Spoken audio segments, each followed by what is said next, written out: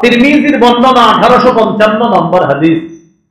قال رسول الله صلى الله عليه وسلم اعبدوا الرحمن واطعموا الطعام وافشوا السلام تدخلوا الجنة بسلام। রাসূলুল্লাহ সাল্লাল্লাহু আলাইহি সাল্লাম বলেন, তিনটি আমল বেশি করো। এক, রহমানের ইবাদত করো।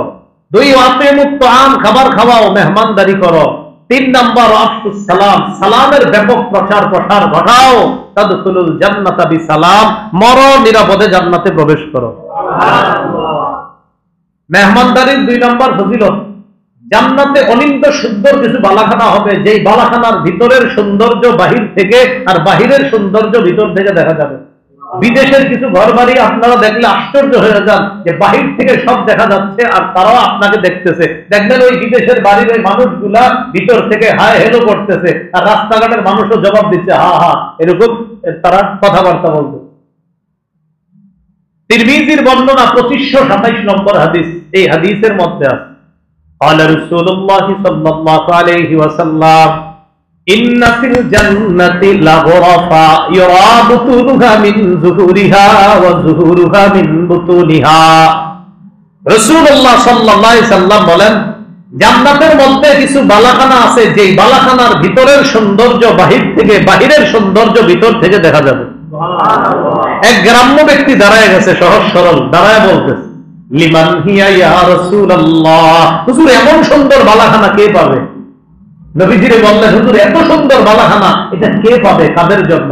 নবীজি বললেন, 4 গুণওয়ালা মানুষের জন্য এই বালাখানা আল্লাহ তৈরি করছে। সুবহানাল্লাহ। কয় গুণওয়ালা? 1 নাম্বার, লিমান আতাবাল কালাম, যে ব্যক্তি উত্তম কথা বলে। 2, ওয়া আতাবাত তাআম, যে মেহমানদারি করে। 3, ওয়া আদামাস সিয়াম, রমজানের রোজাগুলো সব সময় রাখে আর প্রায় সময় মাঝে মাঝে নফল রোজা রাখে। 4, ওয়া সাল্লা বিল-লাইলি ওয়ান-নাসু নিয়াম, মানুষ যখন তাহাজ্জুদের সময় ঘুমায় এই ব্যক্তি দাঁড়িয়ে তাহাজ্জুদের নামাজ পড়ে। এই 4 গুণওয়ালা মানুষের জন্য জান্নাতের ওই সুন্দর বালাখানা আল্লাহ প্রস্তুত করবেন। সুবহানাল্লাহ। উত্তম কথা বলে। 2 নাম্বার, যে ব্যক্তি মেহমানদারি করে। 3 নাম্বার, যে ব্যক্তি রমজানের ফরজ রোজাগুলো রাখার পাশাপাশি নফল রোজাও মাঝে মাঝে রাখে। 4 নাম্বার, মানুষ যখন তাহাজ্জুদের সময় ঘুমায় তারা তাহাজ্জুদের নামাজ পড়ে। এই 4 গুণওয়ালার জন্য জান্নাতের ওই সুন্দর বালাখানা আল্লাহ প্রস্তুত করে রাখে। সুবহানাল্লাহ। তাহলে মেহমানদারির কথাও আছে। ফজিলত নাম্বার 3, মেহমানের সামনে আপনি যতক্ষণ দস্তরখান বিছায়া রাখবেন, এই যে মনে করেন এটা দস্তরখান বিছায়া রাখলেন। হাদিসের একটা কিতাব আছে নাম তাবারানী, এই কিতাবের আল মুআজামুল আওসাত অংশের 4729 নম্বর হাদিস। এই হাদিসের মধ্যে আছে, قال رسول الله صلى الله عليه وسلم لا تزال الملائكة تصلي على أحدكم ما دامت مائدته موضوعا بين يديه حتى يرفعه। আল্লাহ নবী বলেন, মেহমানের সামনে যতক্ষণ দস্তরখান বিছানো থাকবে, দস্তরখান উঠানোর আগ পর্যন্ত ফেরেশতারা আল্লাহর কাছে বলতে থাকে, আল্লাহ এই মেজবানকে আপনি মাফ করে দেন। সুবহানাল্লাহ। এজন্য বুদ্ধি করে দস্তরখান আর উঠাবেন না, নাকি? এমন আজকে রাত্রে বিছাইলেন বা আর করবেন না, এটা কোনোদিন এরকম না। মেহমান থাকতে হবে, মানে দস্তরখানে মেহমান থাকতে হবে। যতক্ষণ মেহমান আছে ততক্ষণ ফেরেশতা মেজবানের জন্য আল্লাহর কাছে বলতে থাকে, আল্লাহ মাফ করেন, মাফ করেন, মাফ করেন। আজকের আলোচনার চতুর্থ আলোচনা, মেহমানদারির গুরুত্ব। এই ব্যাপারে কয়েকটা হাদিস শুনি আমরা। সহিহ বুখারীর 6475 নম্বর হাদিস। এই হাদিসে আছে, قال رسول الله صلى الله عليه وسلم মান কানা ইউমিনু বিল্লাহি ওয়াল ইয়াউমিল আখির ফালইউকরিম দাইফা, যে ব্যক্তি আল্লাহকে বিশ্বাস করে, আখিরাত বিশ্বাস করে, সে যেন মেহমানকে সম্মান করে। হাদিস দ্বারা বোঝা যায় মেহমানকে সম্মান করা এটা ঈমানের পরিচয়। মেহমানকে সম্মান করা এটা ঈমানের পরিচয়, এটা মাথায় রাখা। মেহমানদারির গুরুত্ব সম্পর্কে আরেকটি হাদিস শুনি। সহিহ বুখারীর 1975 নম্বর হাদিস। বাংলাদেশ স্বাধীন হয়েছে 1971, আর হাদিস হইল 1975। বাংলাদেশ স্বাধীন কত? 1971 না? আর যে হাদিসটা শোনাম এটা 1975। আচ্ছা, এই হাদিসে আছে নবীর এক সাহাবী নাম আব্দুল্লাহ ইবনে আমর ইবনুল আস রাদিয়াল্লাহু আনহুমা, তার ব্যাপারে নবীর কাছে অভিযোগ গেছে, হুজুর আপনার এই সাহাবী সারা রাত নফল নামাজ পড়ে আর সারাদিন নফল রোজা রাখে, বিবির খোঁজ খবর নেয় না, সন্তানের খোঁজ খবর নেয় না, নবীজির কাছে নালিশ গেছে। নবী ডাকলেন, এদিকে আসো, ঘটনা কি? আমি শুনলাম আন্নাকা তাকুমুল লাইল ওয়া তাসুমুন নাহার, সারা রাত নাকি নামাজ পড়ো আর সারাদিন নফল রোজা রাখো। তো সাহাবী নবীর সামনে বলতেছে, জি হুজুর, আমি সারা রাত তাহাজ্জুদ পড়ি, নফল নামাজ পড়ি আর সারাদিন নফল রোজা রাখি। নবীজি বললেন, আমি যা বলি মন দিয়ে শোনো, সুম ওয়া আফতির, মাঝে মাঝে নফল রোজা রাখবা, মাঝে মাঝে রাখবা না। ওয়া কুম ওয়া নাম, সারা রাত নফল নামাজ পড়বা না, কিছু অংশ ঘুমাইবা আর কিছু অংশে নফল নামাজ পড়বা, এর মানে তাহাজ্জুদ পড়বা। কি বললেন? মাঝে মাঝে নফল রোজা রাখবা, মাঝে মাঝে রাখবা না, কিছু অংশ ঘুমাইবা, কিছু অংশ ইবাদত করবা। এরপরে নবী বললেন, কেন করবা এটা? ইন্নালি জাসাদিকা আলাইকা হাক্কা, তোমার শরীরের উপর তোমার হক আছে। ওয়া ইন্নালি আইনিকা আলাইকা হাক্কা, তোমার চোখের উপর তোমার হক আছে। চোখের হক কি? ঘুমানো। তোমার শরীরের উপর তোমার হক আছে, শরীরের হক তারে আরাম দেওয়া। ওয়া ইন্নালি যাওজাতিকা আলাইকা হাক্কা, তোমার স্ত্রীর উপর তোমার হক আছে, তুমি সারা রাত নামাজ পড়লে স্ত্রীর হক আদায় করবে। 4 নাম্বার, ওয়া ইন্নালি যাওজিকা আলাইকা হাক্কা, তোমার মেহমানের উপর তোমার হক আছে, তুমি যদি এরকম নফল রোজা রাখো, মেহমান আইসা বলবে তোর আপনি খাবেন না তো আমিও খাবো না, তুমি একটা নফল রোজা যদি সারাদিন রাখো, মেহমানের উপর তোমার হক আছে। একান্তই যদি তোমার রোজা রাখতে হয়, প্রতি মাসে 3টা রোজা রাখবা, 13, 14, 15। হুজুর আমি আরো বেশি রাখবো, সাহাবী বললেন। তো নবী বললেন, তাহলে দাউদ নবীর রোজা রাখো, একদিন রোজা রাখবা, একদিন রাখবা না, এর মানে মাসের অর্ধেক রোজা হবে আর অর্ধেক রোজা হবে না। আজকে রাখবা, আবার কালকে রাখবা না, পরশু রাখবা, এর পরের দিন আবার রাখবা না। এই হাদিসে আমরা বুঝতে পারলাম নবীজি বলতেছে যে অন্তত মেহমানের হক আদায় করার জন্য হইল তুমি মাঝে মাঝে নফল রোজা রাখা যাবে না, যেন মেহমানের হক আদায় করতে পারো, মেজবান হিসাবে তার সামনে বৈশা 2-4টা খাবার তুমিও যেন খেতে পারো, মেহমান যেন খুশি হয়। তাকে খুশি করতে গিয়েও তুমি নফল রোজা মাঝে মাঝে ছাড়তে হবে। এখান থেকে মেহমানদারির গুরুত্ব বুঝে আসে। আরেকটি হাদিস শোনেন, আবু দাউদের 3750 নম্বর হাদিস। এই হাদিসে আছে রাসূল সাল্লাল্লাহু আলাইহি সাল্লাম বলেন, লাইলাতুদ দাইফি হাক্কুন আলা কুল্লি মুসলিমিন, প্রত্যেক মুসলমানের উপর অন্তত এক রাত মেহমানদারি করা কর্তব্য। প্রত্যেক মুসলমানের উপর কি কর্তব্য? নবী বলেন, ফামান আসবাহা বিফিনাইহি দাইফ, তোমাদের কারো আঙিনায় যদি মেহমান উপস্থিত হয়, ফালাইহি দাইনুন, এটা তার জন্য ঋণ পরিশোধের মতো আবশ্যক হয়ে যায়। ঋণ পরিশোধ করা যেমন কর্তব্য, একজন মেহমানকে মুসলিম হিসাবে অন্তত তুমি রাতের বেলা মেহমানদারি করা ঋণ পরিশোধের মতো কর্তব্য হয়ে যায়। এখান থেকে মেহমানদারির গুরুত্ব বোঝা আসে। এবার আরেকটা হাদিস শুনে এটা একটু হাসি উঠবে, হাসি উঠলেও মেহমানদারির গুরুত্ব বোঝা আসবে। সহিহ বুখারীর বর্ণনা 6137 নম্বর হাদিস।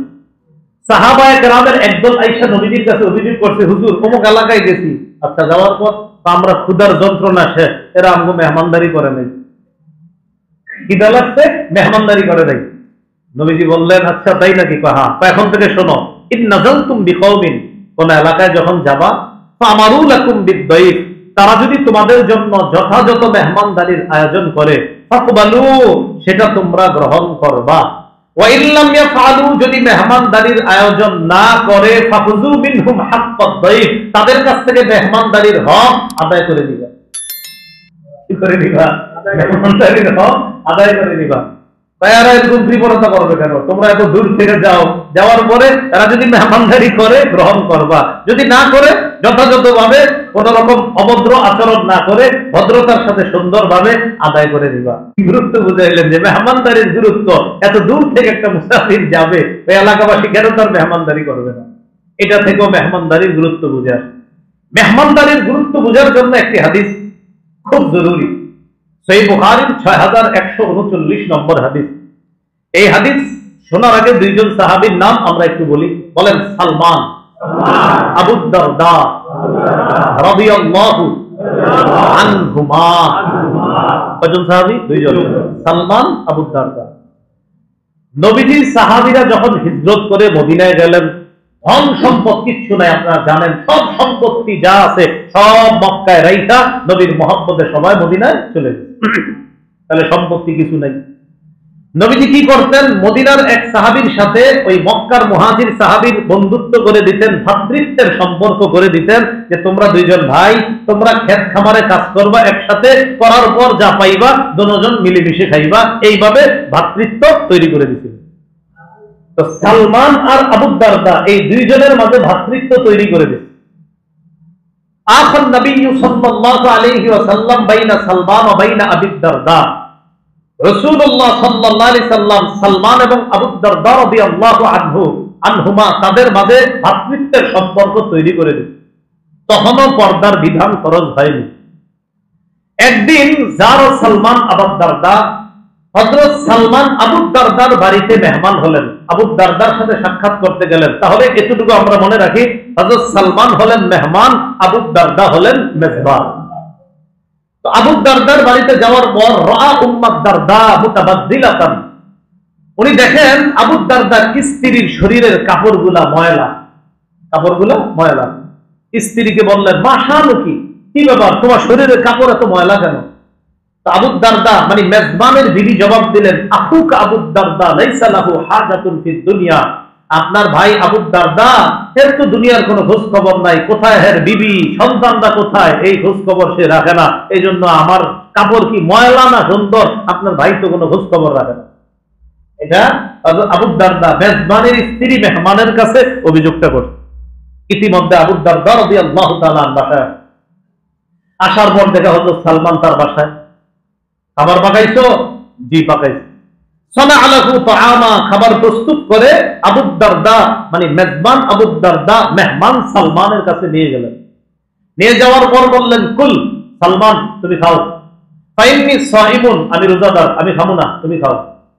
হযরত সালমান জবাব দিলেন, মা আনা বিআকিলিন হাত্তা তাকুলা, তুমি না খাইলে আমি খাবো না, তুমি না খাইলে আমি খাবো না। তো হযরত আবু দারদা, আমি তো রোজা, তুমি রোজা নফল রোজা ভাঙো, আমি যদি কম মেহমানদারি করবো তো নফল রোজা ভাঙবো না, আমি খাবো না। পরে রোজা ভাঙাইছে, নফল রোজা ভাঙাইছে। ভাঙানোর পর সাহাবী দুজন খাইছে। দিন শেষ হয়ে এবার রাত আসে। রাত আসার পর আবু দারদার কাজ কি? স্ত্রীকে সময় দিবেন। আবু দারদা তার বিবিকে সময় না দিয়ে ফালাম্মা কানাল লাইল যাহাবা ইয়াকুম, হযরত সালমান ওই দিন রাতের বেলা ওই বাসায় আছে। তো সালমান তাকায় দেখে বিবিরে থুইয়া ওই আবু দারদা হযরত সালমানের আশেপাশে আছে। হযরত সালমান বলেন, কি ব্যাপার? আমি নামাজ পড়ব। আবু দারদা কি কয়? আমি নামাজ পড়ব। ও আচ্ছা। তো নামাজে যেই মাত্র দাঁড়াবে হযরত সালমান বললেন, ভাই নাম, ঘুমাও। আরবিতে নাম মানে ঘুমানো, নাম এটা ওয়াহিদ মুযাক্কার হাজিরের সিগা, মানে এটা আদেশ সূচক, তুমি ঘুমাও। আবু দারদাকে ঘুম পাড়ায় দিলেন। হযরত সালমানও ঘুমায়, আবু দারদাও ঘুমায়। একটু পরে আবু দারদা আবার উঠছে নামাজ পড়ার জন্য। হযরত সালমান বললেন, কি হয়েছে? নামাজ পড়বো। নাম, ঘুমাও, পরে বলো। তাহলে দিনের নফল রোজা ভাঙাই, রাতের বেলা নামাজ পড়তে দিচ্ছে না, ঘুমাও। ফালাম্মা কানা আখিরুল লাইল, যখন শেষ রাত হয়েছে আবু দারদা উঠছে। হযরত সালমান উঠছে, এবার বড় আমিও করবো। ফাসাল্লায়া, দুজন তাহাজ্জুদ করছে। রাতের শুরু অংশে ঘুমাও। একটু পরে আবার উঠছে, ঘুমাও। শেষ রাতে তাহাজ্জুদে উঠছে, হ্যাঁ এবার তুমিও পড়ো, আমিও পড়বো, দুজন পড়ছে। আবু দারদা কয়, আমি নবীজির কাছে যাইতেছি। কেন? আমি জানাবো তুমি নফল রোজা ভাঙাইছো আর আমার আজকে রাত্রে ইবাদত করতে দাও নাই। আবু দারদা নবীজির কাছে গেছে, মানে মেজবান গেছে নবীজির কাছে। যাওয়ার পরে বললেন, হুজুর আমি তো সাধারণত রাতের বেলা নফল নামাজ পড়ি, দিনের বেলা নফল রোজা রাখি। সাহাবী সালমান দিনের বেলা আমার রোজা ভাঙাইছে, রাতের বেলা আমার পুরো রাত নামাজ পড়তে দেয় নাই, শেষ রাতে নামাজ পড়তে দিছে। তাই? হ্যাঁ। আর কি করছে? সালমান বলছে এটাই নাকি সুন্নাত, যে মাঝে মাঝে নফল রোজা রাখা, মাঝে মাঝে ছাড়া, আর মেহমানের খাতিরে হলেও নফল রোজা ভাঙা, এগুলো আমারে বলছে। নবীজি বললেন, সাদাকা সালমান, সালমান যা বলেছে সত্য কথা বলছে। এই হাদিস থেকে মেহমানদারির গুরুত্ব বুঝে আসে, মেহমানের খাতিরে নফল রোজা ভাঙাইছে। এইগুলো আমাদের আলোচ্য বিষয়ের 4 নাম্বার আলোচনা, মেহমানদারির গুরুত্ব। 5, মেহমানদারির ফজিলত। মেহমানদারির ফজিলত 1 নাম্বার, মেহমানদারির 1 নাম্বার ফজিলত, মেহমানদারির যে করবে খালেস ভাবে ইখলাসের সাথে, ওই মেজবানের ঠিকানা আল্লাহর জান্নাত।